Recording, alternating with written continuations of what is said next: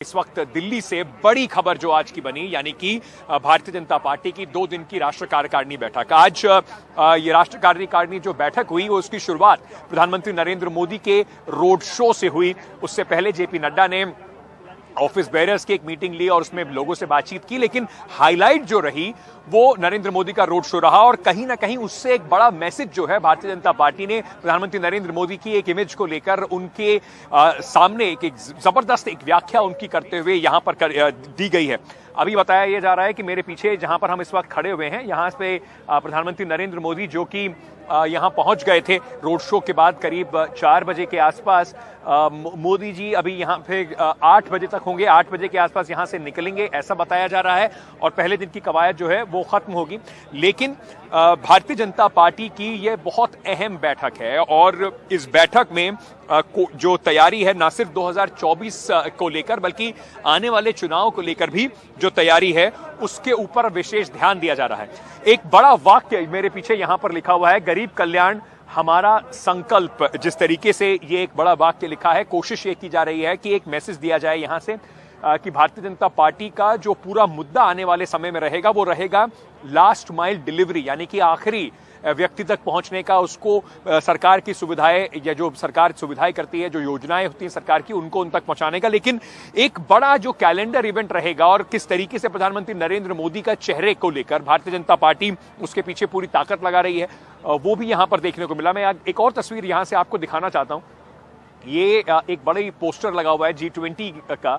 G20 की अध्यक्षता इस बार भारत के पास आई है और इसको किस तरीके से नरेंद्र मोदी के व्यक्तित्व से जोड़कर भारतीय जनता पार्टी प्रस्तुत कर रही है, ये एक बहुत सोची समझी किस तरीके से भारतीय जनता पार्टी प्रेजेंटेशन करती है उसके बारे में आपको बताएगा। यहां पर चारों तरफ आपको नरेंद्र मोदी के प्रधानमंत्री जी के अलग अलग अंदाज में तस्वीरें दिखाई पड़ेंगी और यही इसकी जो बीजेपी की जो स्ट्रैटेजी मीट है उसमें एक बड़ा ये निकलकर सामने आया है कि कैसे नरेंद्र मोदी के व्यक्तित्व को और बड़ा करके रखा जाए, जिससे कि एक सवाल पूछा जा सके विपक्ष से 2024 से पहले कि उनके पास कौन है इस टक्कर का। मेरे सहयोगी रवीश हमारे साथ जुड़ रहे हैं, सुबह से ही इस कवर कर रहे हैं इस मीटिंग को।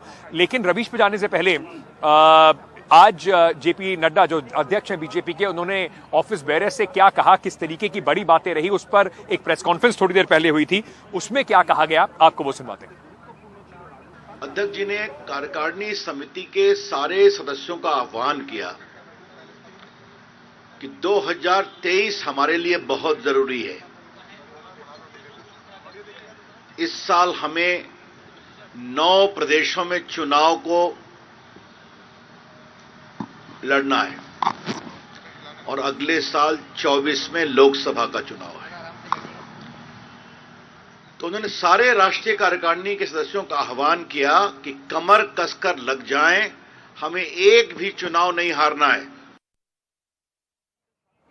तो ये थे रविशंकर प्रसाद, भारतीय जनता पार्टी के वरिष्ठ नेता, पूर्व केंद्र मंत्री, जो बता रहे थे कि क्या क्या चर्चाएं हुई आज की जो अध्यक्ष जी का भाषण रहा यहां बीजेपी के अध्यक्ष का। रवीश हमारे साथ है। रवीश, ये भारतीय जनता पार्टी की इलेक्शन मशीनरी और उनकी पब्लिसिटी यूनिटी है जो इस तरह के एक पॉलिटिकल पार्टी की इंटरनल बैठक है जिसमें रणनीति की बात करी जा रही है 23 और 24 के लिए, लेकिन उसको कैसे एक नेशनल इवेंट के तौर पे पेश किया जाए, उसमें कल एक रोड शो जोड़ दिया जाए और उसकी भव्यता को बढ़ा दिया जाए, ये कहीं ना कहीं बीजेपी की इलेक्शन मशीनरी की एक यूएसपी बन चुकी है। क्या रही पहले दिन की हाईलाइट्स? आज देखिए बिल्कुल अंकित, क्योंकि 3 घंटे से ज्यादा राष्ट्रीय कार्यकारिणी की बैठक में बैठना, प्रधानमंत्री का, लोगों को सुनना, जो राष्ट्रीय अध्यक्ष हैं उनको सुनना और पूरा जो कार्यकर्ता है उनको मोबिलाइज करना, देश भर के जो पदाधिकारी हैं उनको मोबिलाइज करना। आप सोचिए कि आज सुबह से 4 घंटे की जो है बीजेपी के हेडक्वार्टर में बैठक हुई है और ये कहा जा रहा है कि 4 घंटे मतलब 8 बजे तक ये भी जो है वो बैठक चलेगी। तो इसी से आप अंदाजा लगा सकते हैं कि चुनाव को लेकर कितनी गंभीर रहती है बीजेपी और उसकी कितनी आक्रामक रणनीति रहती है। अब इस जहां तक जेपी नड्डा के जो उद्घाटन भाषण का सवाल है उसमें उन्होंने ये कहा कि पिछले साल प्रधानमंत्री जी ने 70,000 से ज्यादा बूथों की जिम्मेदारी दी थी कि कमजोर बूथों पर पहुंचना है। आज के उद्घाटन भाषण में जेपी नड्डा ने ये कहा कि 70 नहीं तकरीबन 1,30,000 बूथों पर जो है ये उनके कार्यकर्ता पहुंच चुके हैं।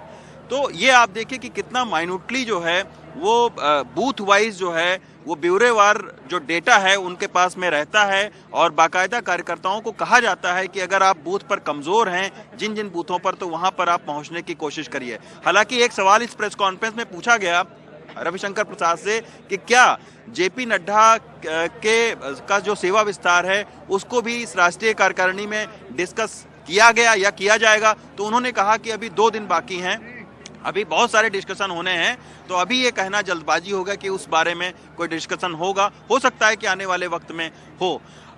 जो एक और उन्होंने महत्वपूर्ण बात कही अंकित, उन्होंने ये कहा कि खुद उद्घाटन भाषण में जेपी नड्डा जी ने इस बात का जिक्र किया कि इस बार हिमाचल प्रदेश के चुनाव में उनको रिवाज बदलना था लेकिन वो नहीं बदल पाए, पीछे रह गए। तो कहीं ना कहीं अपनी कमजोरी को माना और ये भी कहा कि केवल 37,000 वोटों से जो है इस बार हिमाचल प्रदेश का चुनाव हार गए। तो पूरे पदाधिकारियों को संदेश देने की यही कोशिश है कि ये साल और अगला साल बहुत महत्वपूर्ण है और इसमें कमर कस लीजिए।